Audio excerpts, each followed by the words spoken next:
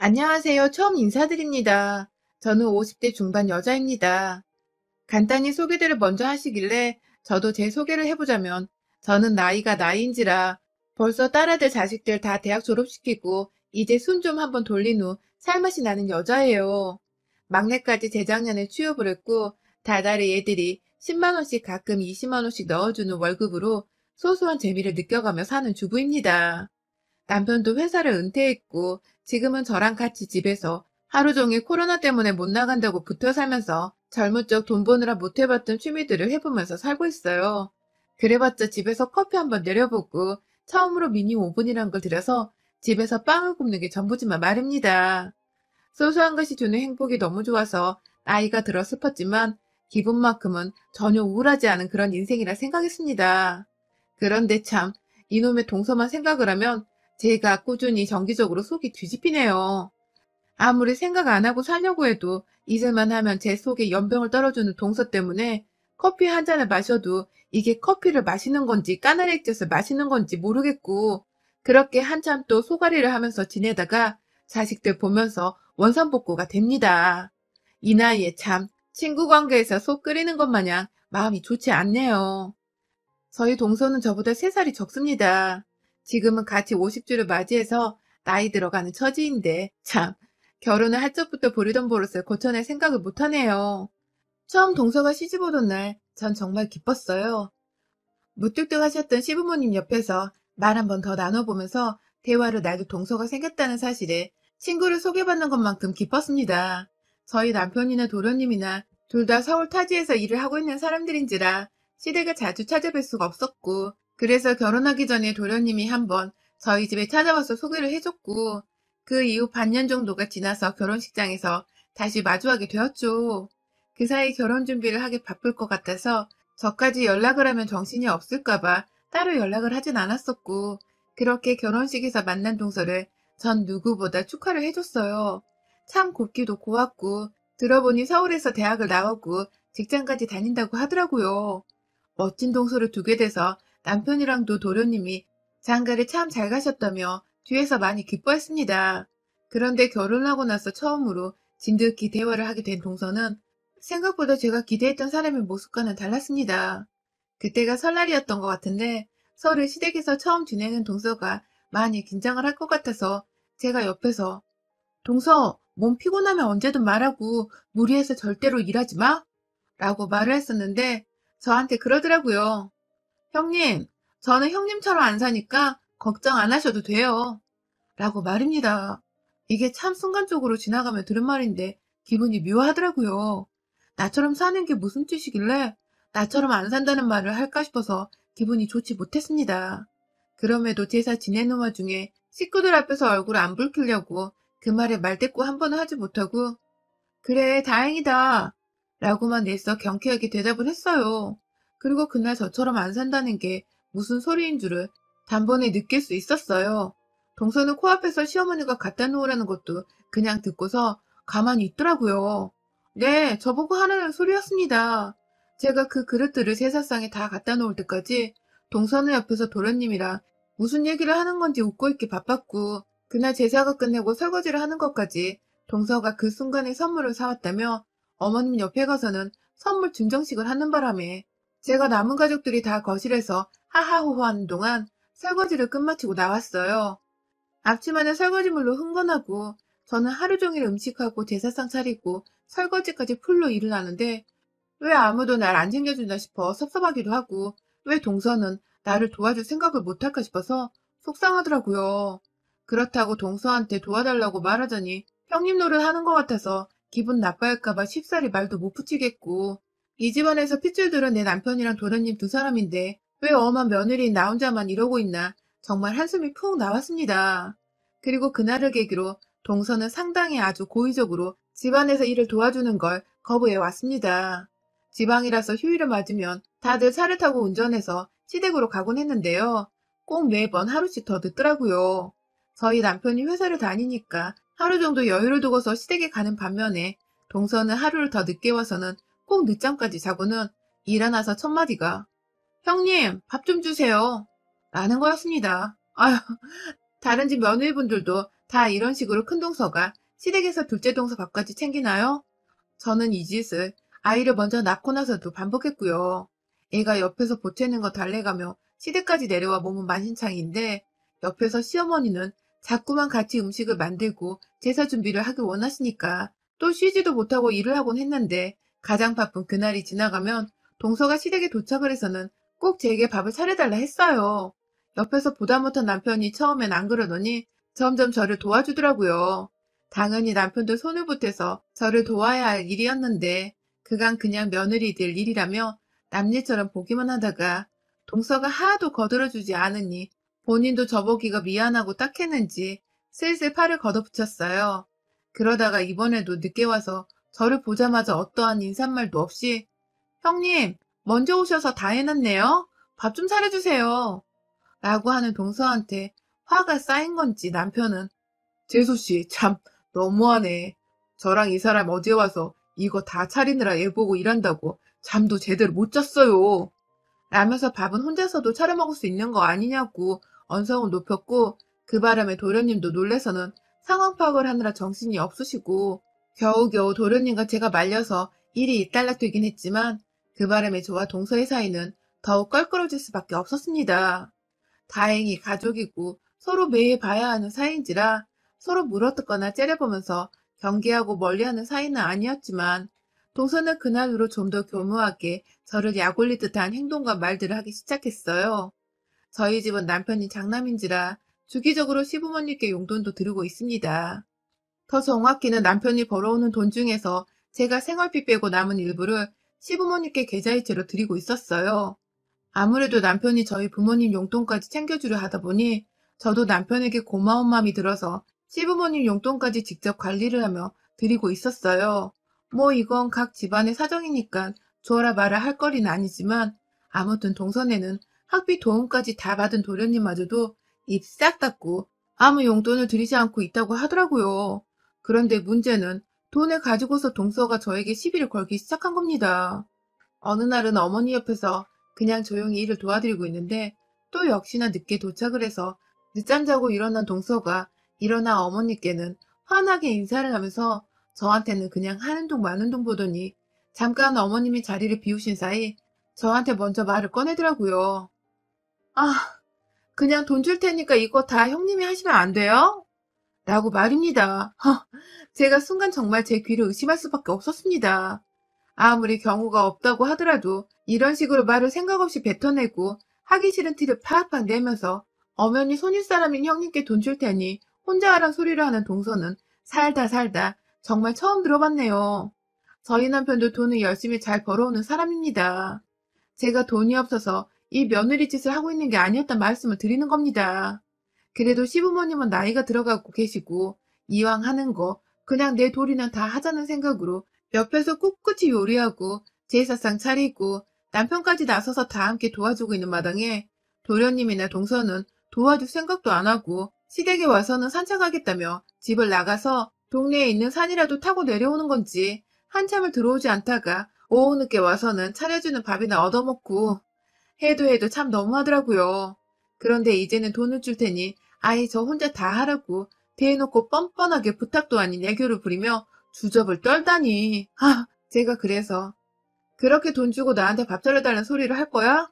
라고 물어보니 동서는 당연하다는 듯이 네, 그래도 되죠? 라고 하더라고요. 동서와의 마찰은 또 있었어요.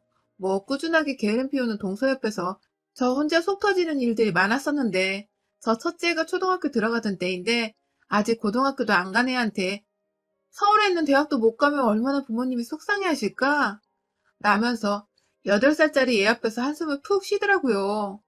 정말 기가 막혀서 그 후로도 몇 번이고 애 앞에서 자기는 서울에 있는 대학을 나와서 좋은 직장을 다니고 그래서 결혼을 하고도 집안일을 안 하는 편이라고 시집가서도 시집살이로 고생할 일 없으니 무조건 대학은 좋은 대학을 나오라며 저희 딸애가 중학교를 가고 고등학교를 가고 결국 서울 안에 있는 대학을 지나가는 와중에도 학벌 소리를 해댔습니다. 급기야 저희 딸이 동서가 나온 대학보다 입결 점수가 좀 낮은 서울 안의 대학이었는데요. 합격해서 이제 좀 휴식을 취해보려는 애한테 성인이 되어 축하한다며 선물 하나 따뜻한 말 한마디는 못해준 망정 그 대학은 아직도 안 없어졌어?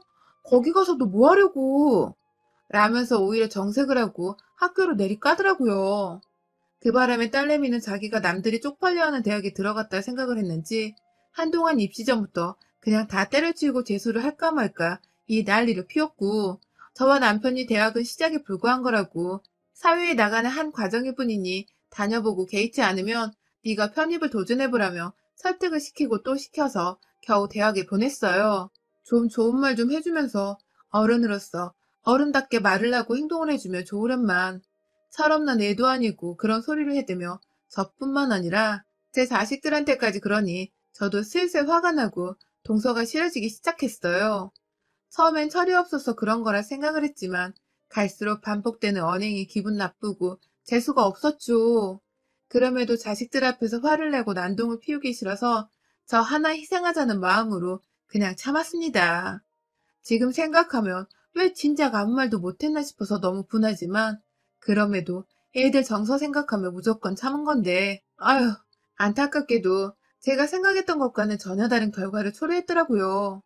저희 딸내미는 자라오면서 엄마가 동서 때문에 힘들어하는 걸 다 봤고, 또 자기도 작은 엄마로부터 대학 얘기부터 시작해 자신을 무시하는 듯한 소리를 들어대니 열이 좀 많이 받았나 보더라고요. 성인이 되어서는 시골에 내려가도 작은 엄마한테 인사를 하는 채 마는 채 집에서도 늘 좋은 회사 가서 작은 엄마 코를 납작하게 해줘야겠다는 소리를 하면서 독하게 공부하고 취업 준비를 하더니 대기업에 합격을 했습니다. 저로서는 너무 자랑스럽고 대견했죠. 그런데 문제는 우리 애가 지금 회사 입사한 지가 어느덧 5년 정도가 되어 가는데요. 애가 취업 준비를 하던 때에도 어디 그 대학 졸업하고 얼마나 좋은 회사 가는지 작은 엄마가 한번 보고 싶다 하면서 약을 올려대기 바쁘더니, 우리 애가 좋은 직장에 멀쩡하게 취업 성공을 하고 나서도 동서는 아주 막 나가더라고요. 동서도 딸이 하나 있습니다. 저희 막내 아들보다 한 살 어린데 입을 나불거리는 지 엄마와는 달리 대학도 지방대로 갔고 지금 취업도 못해서 공무원 시험을 준비하고 있는 걸로 알고 있습니다. 왜인지 시댁에 한 번도 데려오지를 않아서 저도 남편 통해서 도련님으로부터 들은 소식들을 간간히 듣고 있는 정도예요. 아무튼 지 자식이나 좀 제대로 키우고 살 것이지. 인연이 진짜 사람 열받게 내 자식을 가지고 자꾸만 길을 죽이려 하고 시비를 걸더라고요.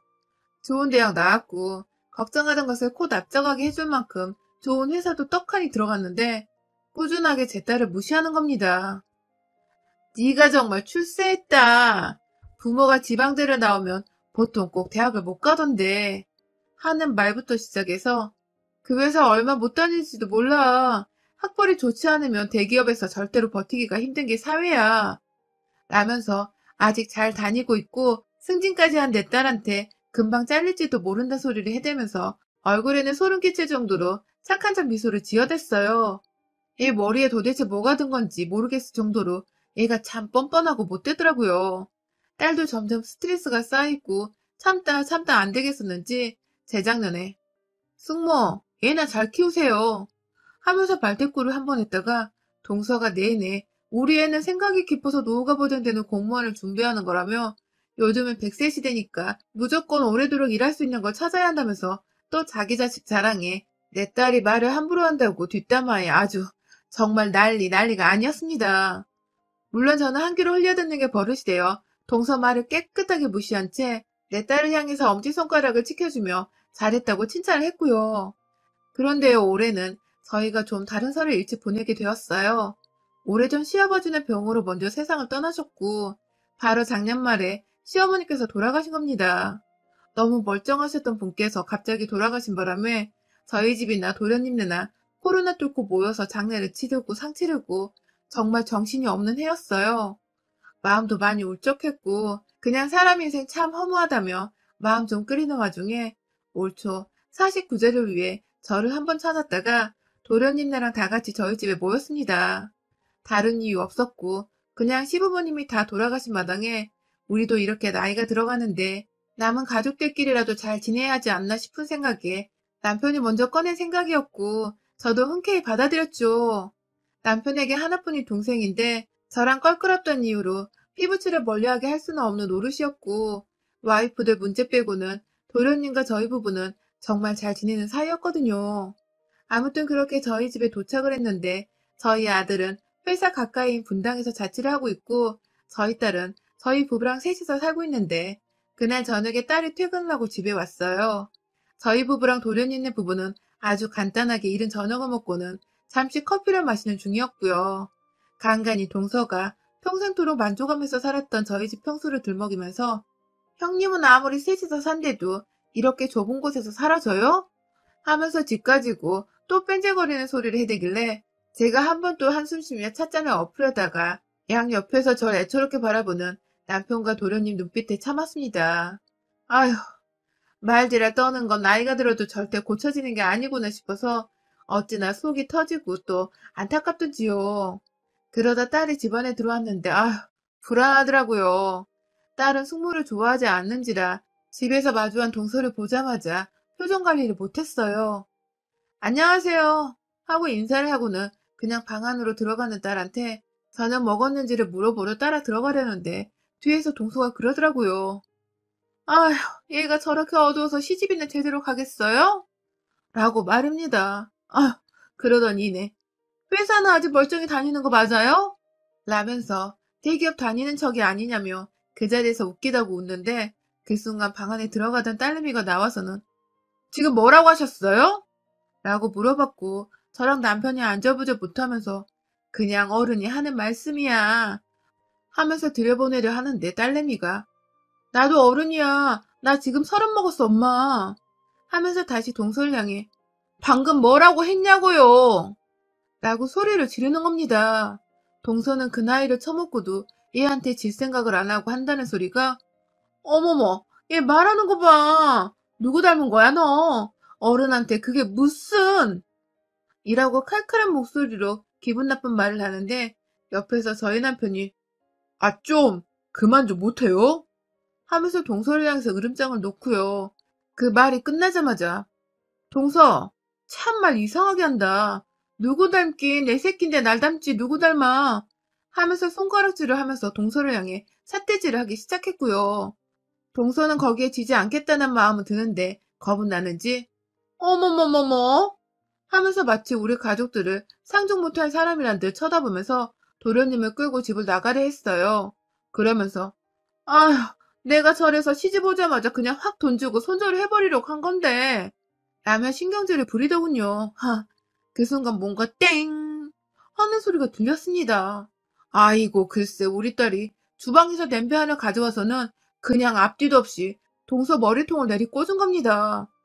그 울렁거리는 쇳소리가 제 귓등으로 들릴랑 말랑 하는 와중에 동서는 아파 뒤지겠다며 냄비에 눌리자마자 그 자리에 폭삭 안고는 정수리를 쥐어싸고 야! 하는데 내 딸한테 자꾸만 야! 너! 하는 짓거리가 꼴보기 싫어서 차 마시다가 놔뒀던 컵 안에 둥글레차를 그냥 확 동서 얼굴에 뿌려버렸어요. 저거 주둥이 고칠 생각을 어째 30년이 되어가도록 못하고 있나 몰라. 하면서 입 좀 그만 나불거리라고 여기 사연에서 들었던 것처럼 저도 확 인연 주둥이를 손바닥으로 힘차게 내리쳤어요. 그놈의 주둥이 관리 좀 잘하고 살라면서 그만 나불거리라고 주둥이를 몇 번이고 내리치다가 옆에서 남편이 말리고 도련님이 참아달라고 말리셔서 겨우 몸을 진정시키고 화를 가라앉혔습니다. 동서는 자기 남편까지도 자기 편을 안 들어주자 서러웠는지 겁은 먹고서 훌쩍거리기만 하고 그런 동서를 꼴도 보기 싫다며 딸내미가 꺼지라고 소리를 지르는 바람에 동서는 도련님 손에 질질 끌려 집에서 나갔네요. 나중에 들어보니 동서는 도련님과 이혼을 하겠다 말겠다 난리가 났고 도련님도 도저히 관리가 힘든 건지 어찌 해야 할지 모르겠다며 저희 남편한테 힘들다고 하소연하는 전화가 왔어요. 뭐 제 입장에서는 처음부터 마누라 간서 제대로 못했던 도련님의 책임도 일부분 있다고 생각이 드는지라 다 뿌린 대로 거두는 거라 여겼고요. 아무튼 남편부터 시작해서 딸내미의 냄비 한 방, 그리고 저희 주둥이 가격으로 완전 KO를 시켜버린 동서는 앞으로 다시 볼 생각도 없고 시어머니 돌아가신 마당에 저희끼리 그냥 간소하게 도련님 불러서 온 마음 다해 제사를 지내보려 합니다. 어찌되었든 자손들이 정성스레 마음 써주는 걸 조사님들도 가장 바라는 것일 테니까요. 진작에 주둥이 나불거릴 때 그 입을 꿰매버리겠다고 쳐줬어야 했던 건데 아휴, 왜 이제와 이지랄을 떨었는지 다소 아쉽긴 하지만 그간 결혼 생활하며 동서한 때 쌓였던 화들을 한 번에 씻어낼 수 있었던 연초의 깜짝 이벤트였네요. 앞으로는 매해 온전히 가족들과 평온한 마음으로 명절을 지내볼 수 있을 것 같아 벌써 설이 기대가 됩니다. 나이 50줄에 손으로 사람을 칠 줄은 몰랐는데 막상 얄미운 년 하나 때려보고 나니 속이 너무 시원하네요. 여러분의 생각은 댓글로 남겨주세요. 오늘도 시청해주셔서 정말 감사합니다.